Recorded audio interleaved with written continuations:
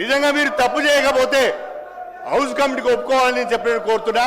దయచేసి మీరు తక్షణమే హౌస్ కమిటీ వేయాలి. అధ్యక్ష, ఇంకొక విషయం, సభ్యులు ప్రవర్తిస్తున్న తీరు రాష్ట్ర ప్రజలు గమనిస్తున్నారు. కొంతమంది సభ్యులు సిగ్గు లేకుండా శాసన సభ్యులు అనే విషయాన్ని కూడా మర్చిపోయి అరుస్తున్నారు. అధ్యక్ష, ఇది సభ సాంప్రదాయాలకు మంచిది కాదు. దయచేసి వాళ్ళను మీరు నియంత్రించండి.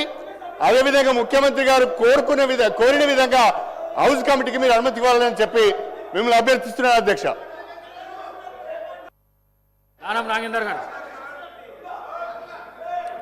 సార్, ఇప్పుడు హౌస్లో కొన్ని నియమ నిబంధనలు ఉన్నాయి అధ్యక్ష. దీంట్లో ప్రధానంగా అప్పుడున్న ప్రభుత్వమే లక్ష్మణ రేఖ గీయడం జరిగింది అధ్యక్ష. ఈడ లక్ష్మణ రేఖ గీయడం జరిగింది. లక్ష్మణ రేఖ గీసిన అప్పుడు లెజిస్లేటర్ మంత్రి గారే లక్ష్మణ రేఖ దాటి వస్తున్నాడు.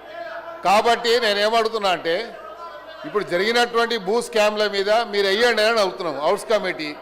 కానీ బాడీ లాంగ్వేజ్ మనం చూస్తూ ఉన్నాము.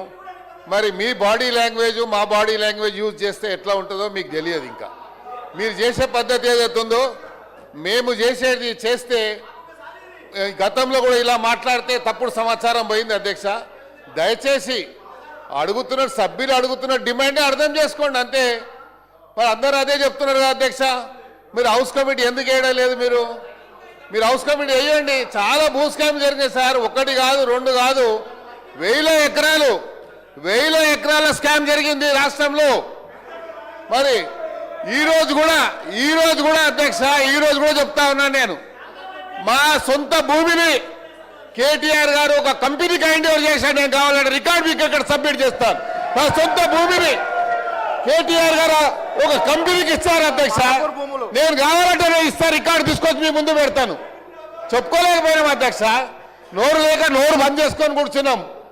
మేము హైదరాబాద్లో పుట్టి పెరిగి మేము నోరు బంద్ చేసుకొని కూర్చున్నాం. దైన పరిస్థితి వచ్చింది అధ్యక్ష. మేము ఎవరు చెప్పుకోవాలి మా బాధలు? ఏంటి మీరు హౌస్ కమిటీ?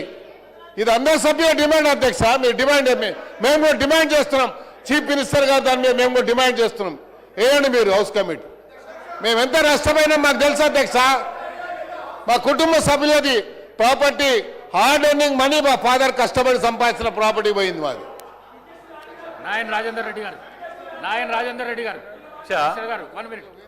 అధ్యక్ష, 2 సార్లు 3 సార్లు గెలిచినామని చెప్పి ఈ 3 లక్షల 5 లక్షల పంచాయతీ గురించి హౌస్ కమిటీలు అడిగారు అధ్యక్ష.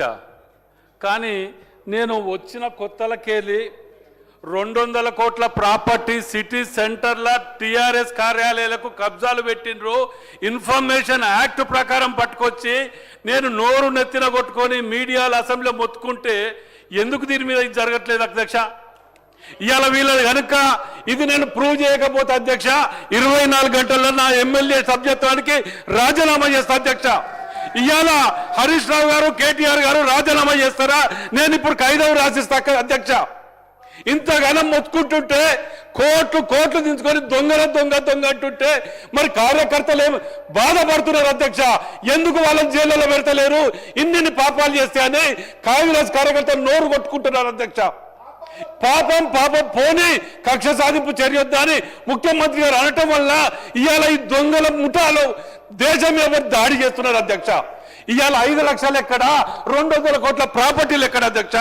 నేను ఇప్పుడు రాజీనామా లెటర్ పంపిస్తున్నా అధ్యక్ష. వాళ్ళని పంపించమని చెప్పండి. నేను కనుక స్పీకర్ గారికే పంపిస్తా డైరెక్ట్.